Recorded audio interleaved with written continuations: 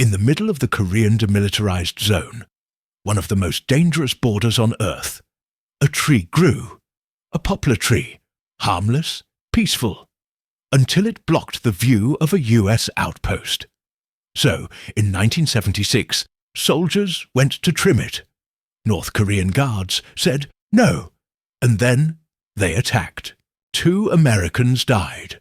What followed was the most aggressively ridiculous tree trimming operation in history, with helicopters, jets, flamethrowers, and a chainsaw. This is Operation Paul Bunyan, the time a single tree nearly triggered World War III. Welcome to Lazy History Club. Let's set the stage. It's 1976. The Cold War is frosty, North Korea is cranky, and the Korean DMZ is one of the most heavily guarded borders on Earth. In the joint security area, both North and South Korean guards walk the same compound. Tense eye contact is part of the daily routine. Now, in this shared zone was a poplar tree, and that tree was blocking the US line of sight between checkpoints. The US wanted to trim it. The tree said nothing. But North Korea had other plans. On August 18, 1976, a US work party, including Captain Arthur Boniface and First Lieutenant Mark Barrett, went out to trim the tree. They brought axes, not weapons, just tree-trimming tools. Suddenly, a truckload of North Korean soldiers arrived. Their leader shouted, "You must stop! Kim Il-sung planted that tree."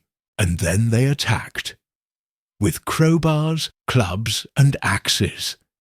Within minutes, Boniface and Barrett were beaten to death. North Korea called it self-defense. The US called it unprovoked murder. The world held its breath. 3 days later, the US responded with maximum overkill.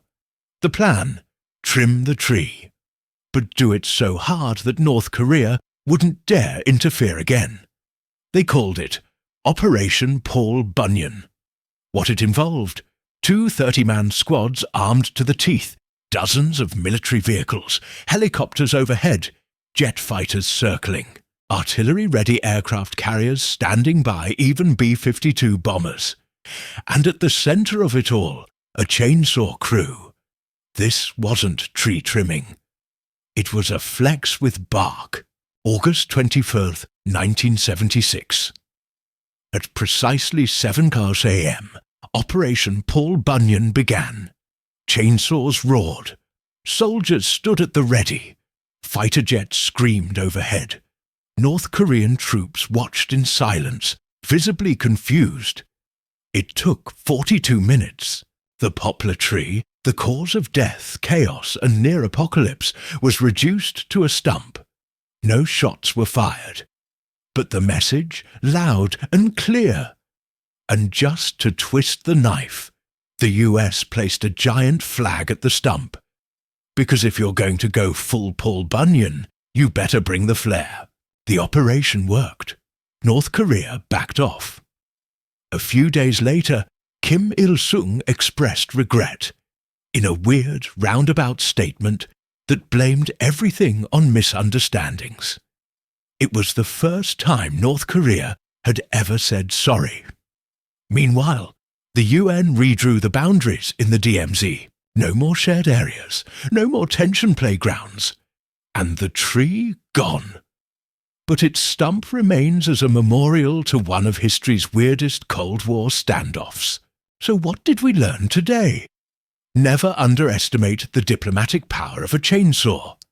Don't start fights over trees, and always name your military operation something ridiculous. Operation Paul Bunyan didn't just trim a tree.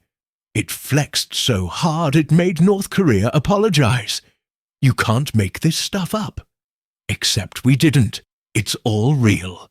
Thanks for watching Lazy History Club, where the past is tense, the stories are weird, and the chainsaws are always ready. Like, subscribe, and remember, if you're ever stuck in a conflict, bring lumberjack energy.